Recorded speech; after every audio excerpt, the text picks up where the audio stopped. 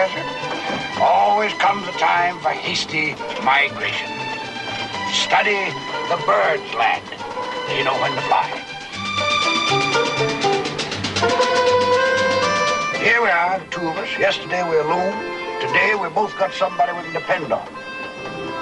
That's the whole principle of partnership. Help each other through a tight spot, you know what I mean? Yes, sir, partner. I'd say we run smack into a streak of good luck. Good luck? We wrecked the car, we wrecked the town, this truck's stalled, and the law's on our tail. You can't let life get you down, lad. You got to stand up to her in your hind legs. Now, here we are on a lovely September morning. Beautiful countryside, free, our own masters, and all the fates on our side.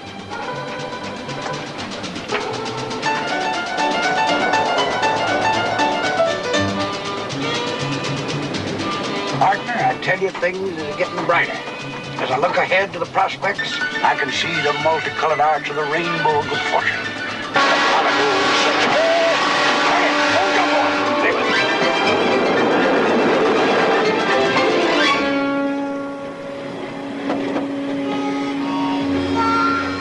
Now that was too close.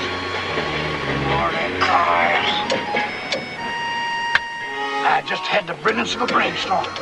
Tell you what, first chance we get, remind me to pick up 2 or 3 good bottles of bonded bourbon. Just a little investment. I'll explain about it later.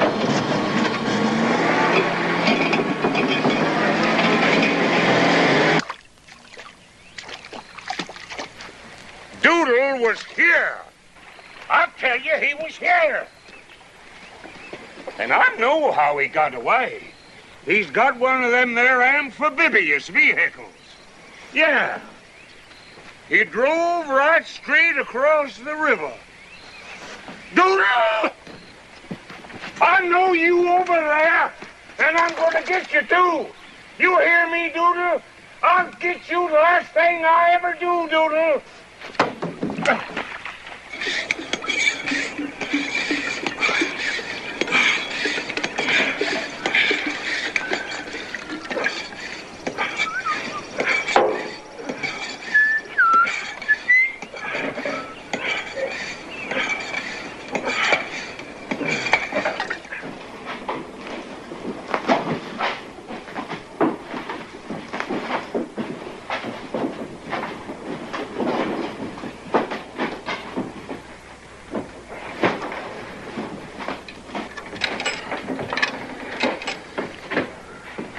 Hello?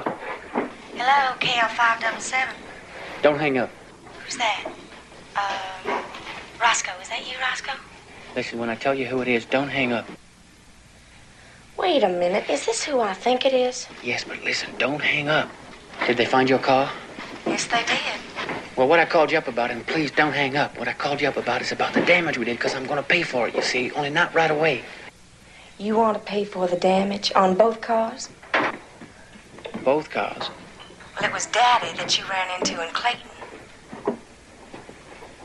It wasn't a new Dodge, was it? A new Dodge sedan? It certainly was. Well, look, Roscoe, I gotta hang up now. Bye.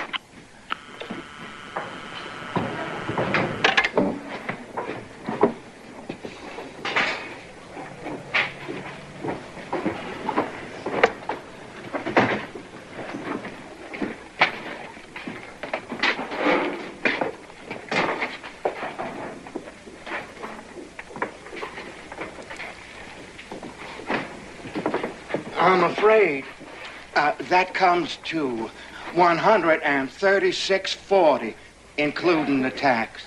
Is that all? You're sure you haven't made a mistake? That seems more than reasonable to me. You must remind me, Johnson, from now on, we will do all of our shopping here.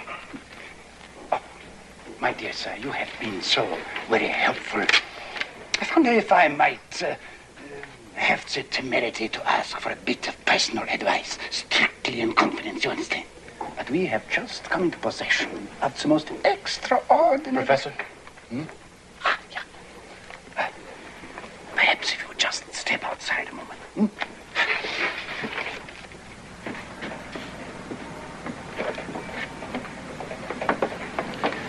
did not wish to speak inside in case we were overheard. I will tell you our problem, sir. This truck is full, loaded full with whiskey. 58 jars of it, and so we have a little disposal problem. Whiskey? You mean you got a truckload of white lightning? Not so loud, please.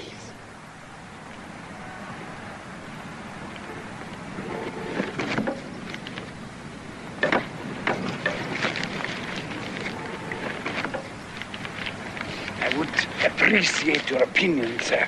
I am no connoisseur of Stumphole. But this stuff, this is not the ordinary stuff. Here, sniff that, sir. If you would be willing to sample it, sir, and give us the benefit of your opinion.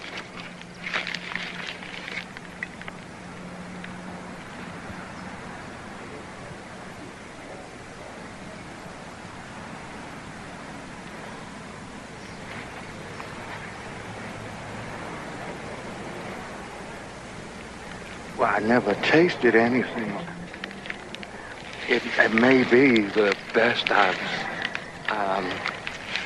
Now, look, maybe we can. You say you've got how many jars of this? 58, including the one which you are holding. 58. Well, I'll tell you. I'll give you...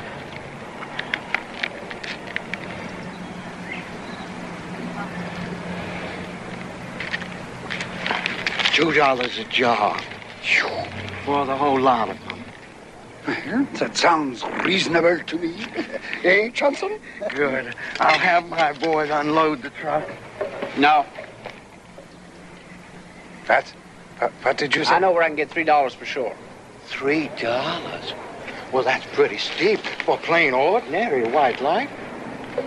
That stuff's a bargain at $3, and you know it.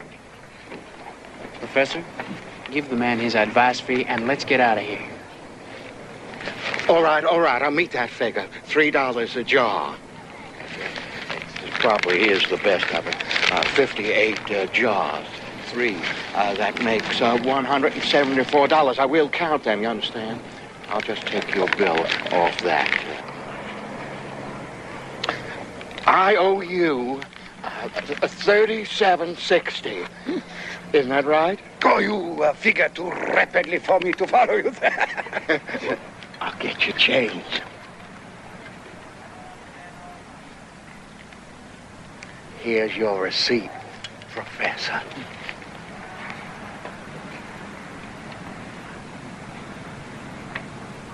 Harry, it was brilliant. You have a neat touch and a superb sense of timing, partner. You're a natural.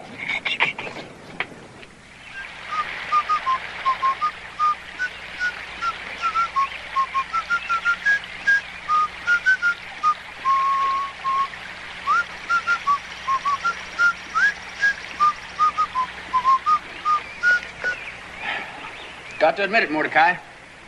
I feel a whole heap better than I did this time last night. Of course, I'm not any easier in my mind. I just hope my pa isn't somewhere looking at me.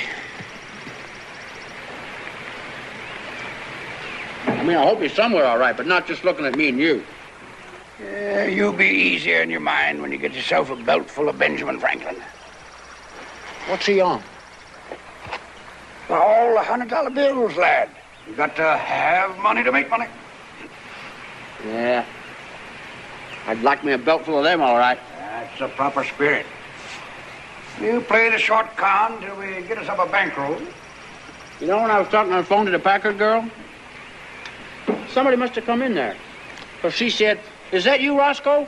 Just to cover up for me. Tell you, lad, we got it made. Not a soul for a mile around. 4 or 5 towns within easy striking distance. And with our direct line to police headquarters, we can't miss. Not unless we do something foolish. Curly? Yeah. I reckon that little beauty shook you up some, huh? Not that I blame you, you understand. About the prettiest little thing I ever seen.